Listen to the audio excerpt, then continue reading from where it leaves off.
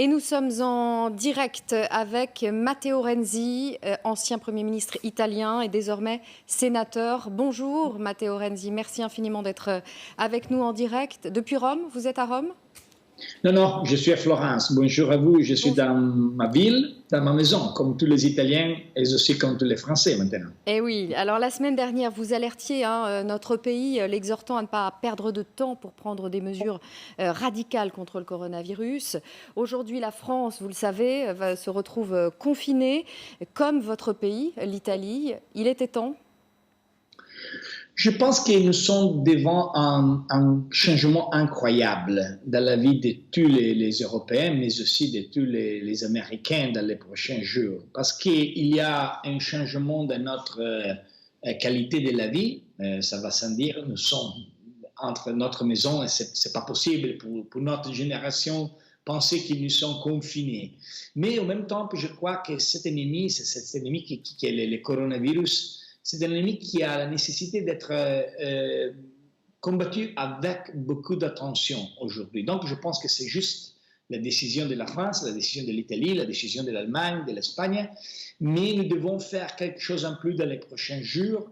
Je crois que le modèle le plus intelligent, c'est le modèle de la Corée, de South Korea, parce que je pense que nous devons avoir les fonds, les mobiles, les téléphones, et d'être en condition de vérifier tout ce qui va se passer à les personnes qui ont le coronavirus. Donc, la décision de confiner, c'est le premier pas, la première initiative.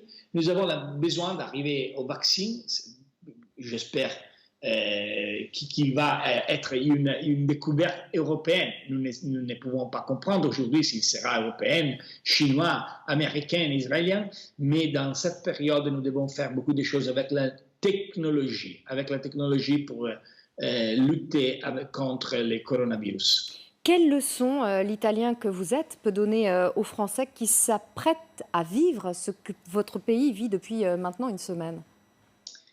C'est pas facile, hein? C'est pas facile parce que nous avons des différentes émotions. La première, c'est que nous sommes ici pour sauver la vie de nos grands-pères, de nos grands-mères.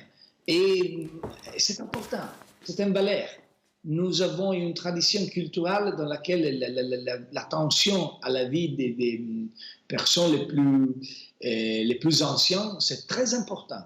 Et donc, nous sommes aujourd'hui dans cette bataille pour garantir à ces personnes la possibilité de vivre. Mais c'est intéressant parce que les grands-pères ont donné leur effort, leur vie pour garantir à nous la liberté. Donc, aujourd'hui, nous avons un changement de génération, un pacte entre les générations. Pour la vie de tous les jours, c'est pas facile parce que être confiné dans la maison, s'il a la possibilité d'aller à travailler, s'il a la possibilité ça va sans dire d'acheter les choses nécessaires pour la vie de tous les jours, mais être confiné, c'est très étrange.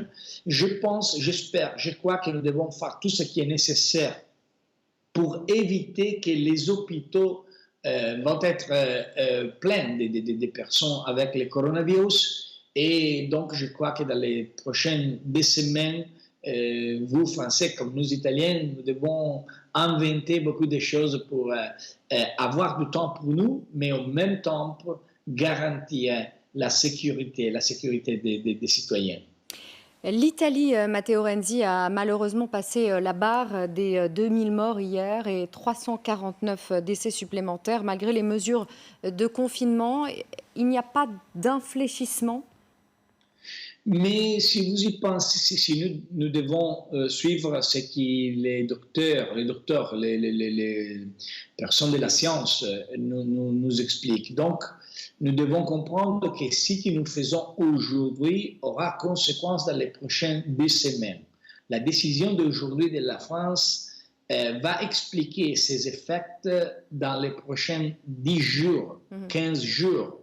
Donc, nous ne pouvons pas attendre aujourd'hui de l'Italie un changement de de la progression parce que ça va sans dire nous avons la nécessité d'attendre les 15 jours.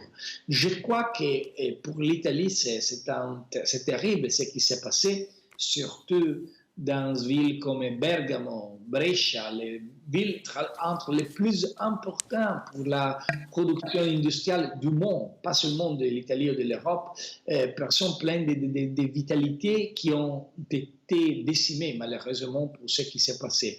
Et donc je crois que la première chose pour nous sera continuer à chercher de bloquer tout ce qui est les infections, surtout dans le nord. Je crois que dans les prochains 15 jours, beaucoup de choses vont changer, mais attention, le coronavirus a commencé par la Chine, puis la Corée, la South Korea, puis après l'Iran, après l'Italie, peut-être pour une infection qui est arrivée par l'Allemagne. Celles-ci, ce sont les dernières études. Parce qu'il y a beaucoup de relations entre le nord-est de l'Italie et le sud de l'Allemagne, mais aujourd'hui, c'est un problème pour tout. Donc, vous avez bloqué, vous avez fermé aujourd'hui la France, c'est important pour éviter d'arriver au même niveau de morts qu'il y a en Italie. Vous trouvez que la gestion de l'épidémie, la gestion politique est bonne en France ? Je crois que oui, nous ne pouvons pas ouvrir aujourd'hui les discussions sur ce que nous pouvons faire de différent. Celui-ci, c'est vrai en France, en Italie, en Espagne, en Allemagne, et de tous les parts du monde. Je crois que ce que nous devons faire aujourd'hui est travailler tout ensemble, sans polémique. Et donc, je crois que l'allocution du président de la République française qui a donné un mot très clair, très fort, très puissant, pour comprendre que la France, dans cette situation, a la possibilité de gagner ce défi, c'est une très bonne allocution. Je crois que le président Macron a dit les mots justes et je crois que c'est important que le président Macron, avec les autres leaders du monde, va donner un message de toute la communauté internationale. Parce que dans les premiers mois de l'émergence, beaucoup des Américains, surtout, mais aussi des Anglais, ont dit « Ah, ce n'est pas un problème, nous ne pouvons pas... nous sommes en condition d'être capables de l'arrêter sans mesures très, très fortes. » Ce n'est pas vrai. Si Emmanuel Macron, hier, a parlé de fermeture des frontières au niveau de l'espace Schengen. Est-ce que vous pensez que c'est une bonne chose de revenir à une fermeture des frontières et de revoir l'espace Schengen à terme? Ça repose la question des frontières, en tout cas.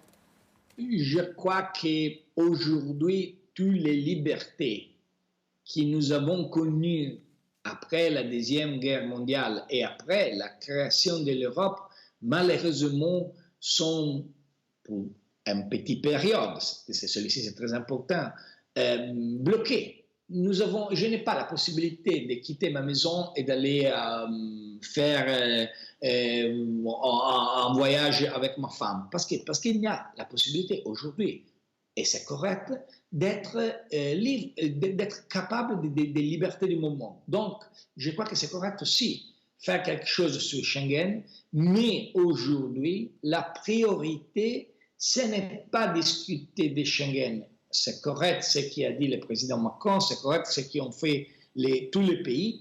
Aujourd'hui, c'est nécessaire pour l'Europe de donner une vision et un espoir. Parce que si l'Europe va faire quelque chose ensemble, l'Europe a aussi un futur. Le coronavirus change dans mon vision, tout le monde. Et donc, nous avons besoin, dans les prochains mois, dans les prochains ans, avoir une Europe qui sera capable non seulement de retourner à Schengen, mais aussi une Europe qui sera capable d'avoir une politique sur la médecine tout ensemble, une politique de protection contre l'émergence tout ensemble, une politique d'investissement sur la recherche qui est très importante pour compéter avec les États-Unis et la Chine. Donc, aujourd'hui, c'est nécessaire d'arrêter Schengen, mais c'est très important de donner aujourd'hui la possibilité pour l'Europe d'écrire une nouvelle page dans les prochaines, de l'histoire. Merci beaucoup. Merci Matteo Renzi, merci et courage à vous. Et puis on espère pouvoir bientôt revenir, pouvoir aussi passer quelques vacances dans votre beau pays qu'est l'Italie.